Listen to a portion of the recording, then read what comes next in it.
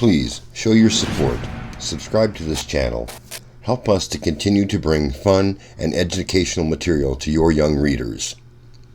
A link to this book and all books read on this channel can be found in the description below.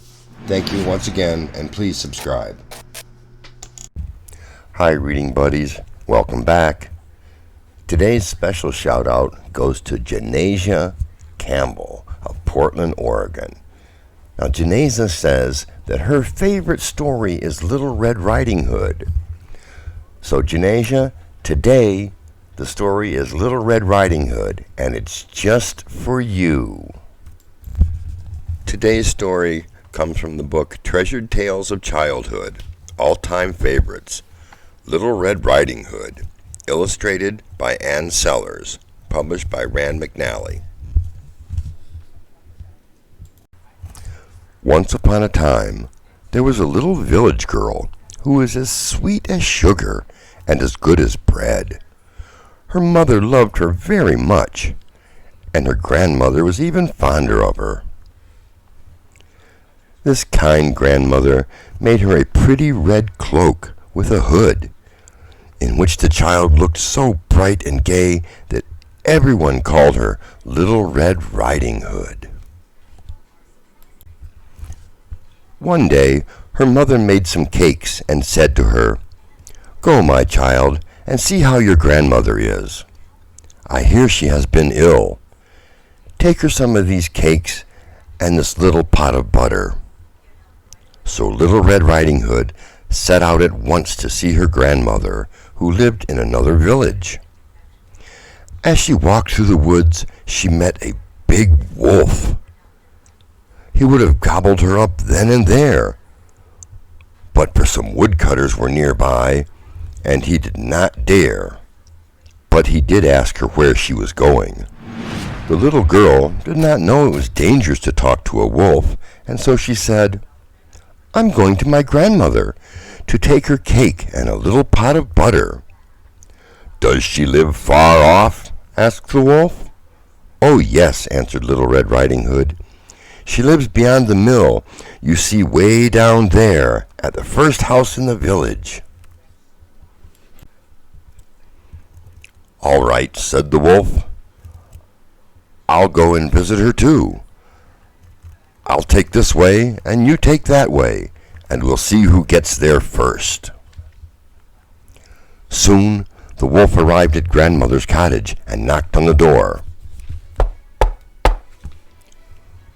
"Who's there?" "It's your own Little Red Riding Hood," said the wolf, making his voice sound as much like Little Red Riding Hood's as he could. The good old woman wasn't feeling well, and so was in bed, called out, "Pull the string, my dear, and the latch will fly up." The wolf pulled the string, and the door opened. He sprang upon the poor old grandmother and swallowed her all in one gulp, for it was more than 3 days since he had had a bite. He did not feel very well after that, but he shut the door, put on grandmother's cap, and stretched himself out in the old woman's bed to wait for Little Red Riding Hood. By and by, Little Red Riding Hood came knocking at the cottage door. "Who is there?" At first Little Red Riding Hood was frightened at the hoarse voice of the wolf, but she made up her mind that her grandmother must have a cold. "It is your own Little Red Riding Hood," she answered. "I have brought you a cake and a little pot of butter which mother has made and sent for you." Then the wolf called out, softening his voice as much as he could, "Pull the string, my dear, and the latch will fly up." Little Red Riding Hood pulled the string, and the door opened. When the wolf saw her come in, he hid himself under the bedclothes and said, "Put the cake and the little pot of butter on the shelf and come here." And so Little Red Riding Hood the cake and the butter on the shelf and went over to the wolf. She was very much surprised to see how strange her grandmother looked in her night clothes and said, "Grandmother, what great arms you have!" "The better to hug you with, my child." "Grandmother, what great ears you have!" "The better to hear you, my child." "Grandmother, what great eyes you have!" "The better to see you with, my child." "Grandmother, what great teeth you have!"